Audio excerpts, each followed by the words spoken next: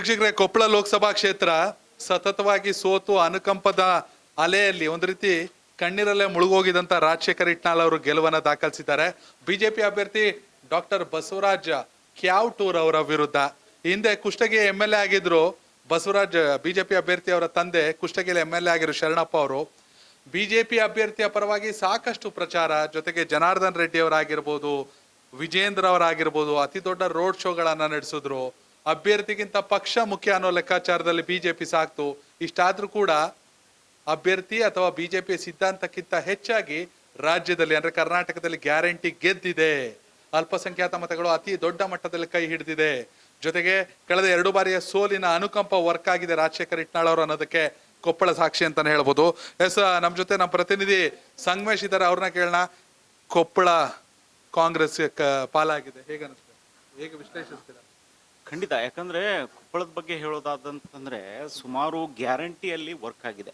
ಯಾಕಂದ್ರೆ ಈಗ ಕಾಂಗ್ರೆಸ್ನವ್ರು ಕೊಟ್ಟಿರ್ತಕ್ಕಂಥ ಸಾಕಷ್ಟು ಗ್ಯಾರಂಟಿಗಳು ಏನಪ್ಪಾ ಅಂದ್ರೆ ಅಲ್ಲಿ ಕೊಪ್ಪಳದಲ್ಲಿ ವರ್ಕ್ ಆಗಿರುವಂಥದ್ದು. ಮತ್ತು ಒಂದ್ ಕಡೆ ಏನಂತಂದ್ರೆ ಕರಡಿ ಸಂಗಣ್ಣ ಅವರು ಒಂದು ಪಕ್ಷದಿಂದ ಒಂದು ಏನಪ್ಪಾ ಕಾಂಗ್ರೆಸ್ಗೆ ಸೇರ್ಪಡೆ ಆಗಿರುವಂಥದ್ದು ಕೂಡ ಅತಿ ದೊಡ್ಡ ಫ್ಯಾಕ್ಟ್ ಅಂತಾನೆ ಹೇಳ್ಬೋದು. ಯಾಕಂದ್ರೆ ಹಾಲಿ ಸಂಸದರು ಏನು ಕರಡಿ ಸಂಗಣ್ಣ ಅವರು ಇದ್ರು, ಅವರಿಗೆ ಟಿಕೆಟ್ ತಪ್ಪಿದ ನಂತರ ಅವರು ಸಾಕಷ್ಟು ಏನಪ್ಪಾ ಅಂತಂದ್ರೆ ಟಿಕೆಟ್ ಗಿಟ್ಟಿಸ್ಕೊಳ್ಳಲು ಪ್ರಯತ್ನ ಕೂಡ ಮಾಡಿದ್ರು.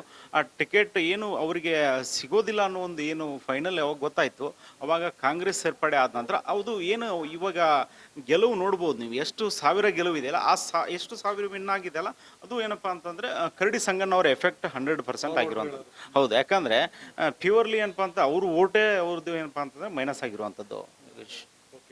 ಮತ್ತೊಂದ್ ಕಡೆ ಕಾಂಗ್ರೆಸ್ 2 ಅಂಕಿ ಮುಟ್ಟುತ್ತೆ ಅಥವಾ 2 ಅಂಕಿ ದಾಟುತ್ತೆ ಅನ್ನೋ ಲೆಕ್ಕಾಚಾರ ಕಾಂಗ್ರೆಸ್ಸಿಗರದು. ಯಾವ ಕಾರಣಕ್ಕೂ ಕ್ಲೀನ್ ಸ್ವೀಪ್ ಮಾಡ್ತೀವಿ, ಕನಿಷ್ಠ 24 ಕ್ಷೇತ್ರಗಳನ್ನ ಗೆದ್ದಿರ್ತೀವಿ ಅನ್ನೋ ಬಿಜೆಪಿ ಲೆಕ್ಕಾಚಾರ. ಇಂಥ ಸಂದರ್ಭದಲ್ಲಿ ಉತ್ತರ ಕರ್ನಾಟಕದಲ್ಲಿ ಕೂಡ ಕಾಂಗ್ರೆಸ್ನ ಅಥವಾ ಗ್ಯಾರಂಟಿ ಅಲೆ ದೊಡ್ಡ ಮಟ್ಟಿಗೆ ಇಡದೆ ಅನ್ನೋದಕ್ಕೆ. ಅದೇ ಅಕ್ಕಪಕ್ಕದ ಕ್ಷೇತ್ರ ನೋಡ್ರೆ ಬೊಮ್ಮಾಯಿ ಗೆಲ್ತಾರೆ, ಮತ್ತೊಂದು ಕಡೆ ಶೆಟ್ಟರ್ ಗೆಲ್ತಾರೆ. ಇಂಥ ಲೆಕ್ಕಾಚಾರಗಳ ನಡುವೆ ಪ್ರಹ್ಲಾದ್ ಜೋಶಿ ಗೆಲ್ತಾರೆ. ರಾಜಶೇಖರ್ ಇಟ್ನಾಳ್ ಅವರ ವಿಕ್ಟ್ರಿ ಕಾಂಗ್ರೆಸ್ಗೆ ಅತಿ ದೊಡ್ಡ ಬೂಸ್ಟ್ ಅಂತಾನೆ ಹೇಳ್ಬೋದು. ಒಂದು ಕಡೆ ಕಲ್ಯಾಣ ಕರ್ನಾಟಕ ಭಾಗದಲ್ಲಿ ಬಹುತೇಕ ಅಂದ್ರೆ ಬಳ್ಳಾರಿ ಆಗಿರ್ಬೋದು, ಕೊಪ್ಪಳ ಆಗಿರ್ಬೋದು, ರಾಯಚೂರು ಆಗಿರ್ಬೋದು, ಮುಂದೆ ಬಂದಾಗ ಗುಲ್ಬರ್ಗ ಕೂಡ ಆಗಿರ್ಬೋದು, ಅಂದ್ರೆ ಕಲಬುರ್ಗಿ, ಇದನ್ನೆಲ್ಲ ನೋಡಿದಾಗ ಆಲ್ಮೋಸ್ಟ್ ಕ್ಲಿಯರ್ ಆಗಿರುವಂಥದ್ದು ಕಾಂಗ್ರೆಸ್ ಜಯಬೇರೆ ಆಗಿರುವಂಥದ್ದು. ಅಂದ್ರೆ ಕಲ್ಯಾಣ ಕರ್ನಾಟಕದಲ್ಲಿ ಗ್ಯಾರಂಟಿ ವರ್ಕೌಟ್ ಆಗಿದೆ ಅಂತಾನೆ ಹೇಳ್ಬೋದು. ಯಾಕಂದ್ರೆ ಸಾಕಷ್ಟು ಏನಪ್ಪಾ ಅಂದ್ರೆ ಆ ಕಲ್ಯಾಣ ಕರ್ನಾಟಕ ಭಾಗದಲ್ಲಿ ವಲಸಿಗರು ಜಾಸ್ತಿ. ಯಾಕಂದ್ರೆ ಆ ಭಾಗದಿಂದ ಬೆಂಗಳೂರಾಗ್ಲಿ ಅಂದ್ರೆ ಮುಂಬೈ ಆಗಲಿ ಈ ರೀತಿ ದುಡಿಲಿಕ್ಕೆ ಸಾಕಷ್ಟು ಜನ ಹೋಗ್ತಾ ಇದ್ರು. ಅದು ಏನು ಕಾಂಗ್ರೆಸ್ ಇಂದ ಏನಪ್ಪಾ ಅಂದ್ರೆ ಕೊಡ್ತಿರ್ತಕ್ಕಂಥ ಏನೊಂದು ಹೆಣ್ಣು ಮಕ್ಕಳಿಗೆ ಒಂದು 2,000 ರೂಪಾಯಿ ಆಗಿರ್ಬೋದು, ಅಲ್ಲಿರ್ತಕ್ಕಂಥ ಒಂದು ಮಹಿಳೆಯವರಿಗೆ ಏನಪ್ಪಾ ಅಂತಂದ್ರೆ ಸಾಕಷ್ಟು ಏನು ಅನುಕೂಲ ಆದ ಕಾರಣಕ್ಕಾಗಿ ಅಲ್ಲಿರ್ತಕ್ಕಂಥ ಮಹಿಳಾ ಮನಿಗಳು ಏನಪ್ಪಾ ಅಂದ್ರೆ ಕಾಂಗ್ರೆಸ್ ಅನ್ನ ಕೈ ಹಿಡಿದಿರುವಂಥದ್ದು ಇಲ್ಲಿ ಮೇಲ್ನೋಟಕ್ಕೆ ಕಂಡು ಬರ್ತಾ ಇರುವಂಥದ್ದು ಕಲ್ಯಾಣ ಕರ್ನಾಟಕ ಭಾಗದಲ್ಲಿ. Thank you. ವೀಕ್ಷಕರೇ, ಒಂದ್ ಕಡೆ ಸಂಗಣ್ಣ ಕರಡಿ ಅವರ ಫ್ಯಾಕ್ಟರು, ಮತ್ತೊಂದ್ ಕಡೆ ಯಾಕಂದ್ರೆ ಬಿಜೆಪಿ ಯಾರನ್ನ ಕೂಡ ನೆಗ್ಲೆಕ್ಟ್ ಮಾಡಕ್ ಆಗಲ್ಲ.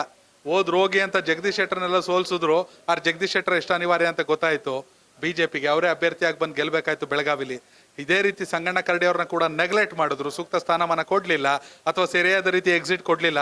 ಅದರ ಪ್ರತಿಫಲ ಜೊತೆಗೆ ಗ್ಯಾರಂಟಿ ಯೋಜನೆ ಎಲ್ಲವೂ ಕೂಡ ಕೊಪ್ಪಳದಲ್ಲಿ ರಾಜಶೇಖರ್ ಇಟ್ನಾಳ್ ಅವರಿಗೆ ಕೈ ಹಿಡಿದಿದೆ ಅಂತ ಹೇಳ್ಬೋದು. ಕೊಪ್ಪಳ ಲೋಕಸಭಾ ಕ್ಷೇತ್ರದ ಫಲಿತಾಂಶದ ಬಗ್ಗೆ ನಿಮ್ಮ ಅಭಿಪ್ರಾಯನ ಕಾಮೆಂಟ್ ಮಾಡಿ. ಧನ್ಯವಾದಗಳು.